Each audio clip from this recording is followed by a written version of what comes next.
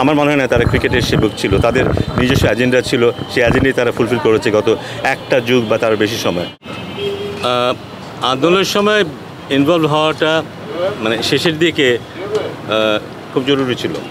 শুরুর দিকে কিন্তু ফেসবুকে ছিলাম, মাঝে মাঝে একটু হয়তো কমেন্ট করেছি ওদের সমর্থনে, কারণ ওদের যে আন্দোলনটা সেটা যৌক্তিক মনে হয়েছিল সে কারণে, এবং সেটা আন্দোলনটা ওদেরই ছিল। কিন্তু একটা পর্যায়ে এসে যখন দেখলাম যে র্যান্ডমলি মানুষ মারা যাচ্ছে এবং মারা হচ্ছে, তখন ঘরে বসে থাকাটা খুব মুশকিল ছিল। কিন্তু মানে আমি যেহেতু খুব কাছ থেকে দেখার সুযোগ পেয়েছি, আমার মনে হয় না যে বিসিবি খুব একটা ডিসিপ্লিন একটা অর্গানাইজেশন, যেটা বাইরে থেকে অনেকেই মনে করে এর চাকচমক দেখে মনে করে বা অনেক কিছু দেখে মনে হয় যেন বিসিবি বোধহয় দারুণ একটা অর্গানাইজেশন। কিন্তু আমার মনে হয় যে এটার যে অপরচুনিটি ছিল, বিসিবিতে যে অপরচুনিটি ছিল, সেটা ম্যাক্সিমাম ইউটিলাইজেশন মোটেই হয়নি। সেটা অনেকগুলো কারণেই হয়নি, অনেকের ইচ্ছাকৃত ভুলের কারণেও হয়নি। সো আমার মনে হয় যে এখানে পরিবর্তন আনা দরকার। কাজের যে ধরন, এখানে যে ইনডিসিপ্লিন অ্যাক্ট হয় ভেতরে, সেটার পরিবর্তন আনাটা খুব দরকার। না, এতে বোঝা যায় যে তারা তাদের দায়িত্বটা ঠিকমতো সে সময় পালন করেনি। যদি ঠিকমতো পালন করতেন তাহলে আমার মনে হয় তারা সাহস করে আসতে পারতেন। ক্রিকেটের যদি তারা সত্যিকার অর্থেই সেবক হতেন, তারা সত্যি আসতেন। কিন্তু তারা, আমার মনে হয় না তারা ক্রিকেটের সেবক ছিল, তাদের নিজস্ব এজেন্ডা ছিল, সেই এজেন্ডাই তারা ফুলফিল করেছে গত একটা যুগ বা তার বেশি সময়। আমরা দেখেছি ক্রিকেটের মাঠে কী হয়েছে, ক্লাবগুলোর কী অবস্থা, ঢাকা লিগের বলি, বিপিএল ফ্র্যাঞ্চাইজি বলি, পুরোটা ক্রিকেট খেলাটাকেই নষ্ট করে দেওয়া হয়েছে। কিন্তু যার ফলশ্রুতিতে কিন্তু আমরা এখন এই অবস্থায় আছি, আমাদের ক্রিকেটের স্ট্যান্ডার্ডটা এতটা নিচে নেমে গেছে।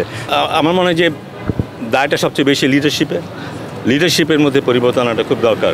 লিডারশিপ যদি ঠিক থাকে, বাকি জিনিস কিন্তু অটোমেটিক্যালি চ্যানেলাইজড হয়ে যায়। সো মানে এখন তো ব্যাপারটা হচ্ছে যে আইসিসির আইন সংক্রান্ত অনেক বিষয় আছে, রিফর্মেশনের ব্যাপার যদি আমরা বলি, অনেক সমস্যা আছে। But at the end of the day আমরা তো ডেফিনেটলি চাইবো এমন একটা বোর্ড হোক যেখানে ভালো একজন লিডার থাকবে, যার ভিশন থাকবে, যার মধ্যে বড় কিছু দেখার স্বপ্ন থাকবে, যে বাংলাদেশ ক্রিকেটকে অনেক উপরে উঠিয়ে নিতে চাইবে, এবং সেই জন্য যে স্বচ্ছতা, যে জবাবদিহিতার ব্যাপারগুলো থাকা প্রয়োজন, সেগুলো থাকবে। তো সেরকম মানুষজনই দরকার, এবং সেরকম অনেক মানুষ কিন্তু আমাদের দেশে আছে। আনফর্চুনেটলি অনেক দিন ধরে তারা কোনো সুযোগই পায়নি কাজ করার। না, it's not about me, it's not about me. আমার মনে হয় যে যারা সত্যিকার অর্থেই ক্রিকেটে ভালো চায়, এবং ক্রিকেটে ভালো চাওয়ার ব্যাপারটা কিন্তু অন্যরকম, কারণ ক্রিকেট বাংলাদেশকে যেভাবে রিপ্রেজেন্ট করে পৃথিবীতে, এখানে কিন্তু ফাঁকি দেওয়ার কোনো উপায় নেই কিন্তু। সো ইটস ভেরি ইম্পর্টেন্ট যে right kind of people R here. So it's not naturally আমাকেই হতে হবে, দ্যাট মেবি আদার পিপল আমাদের দেশে আছে, দেশের বাইরেও কিন্তু আমাদের লোকজন আছে যারা যথেষ্ট এক্সপিরিয়েন্স এবং যথেষ্ট যোগ্যতা রাখে কিন্তু। সো আমার মনে হয় যে তাদেরকে নিয়ে যদি কিছু চিন্তাভাবনা করা হয়, তাহলে বোধহয় তারা তাদের মতো করে ড্রাইভটা নিতে পারবে বাংলাদেশ ক্রিকেটকে আরেকটা পর্যায়ে নিয়ে যাওয়ার জন্য। আমরা অলরেডি দেখেছি যে বোর্ড কিন্তু খালি, যারা বোর্ডের দায়িত্বে আছেন তারা কিন্তু সেই অর্থে এখন অনেক কার্যক্রম চলছে। আমাদের পাকিস্তানে দল যাচ্ছে, অস্ট্রেলিয়াতে দল আছে, সামনে বিশ্বকাপ, কিন্তু তাদের কিন্তু আমরা সেভাবে দেখছি না।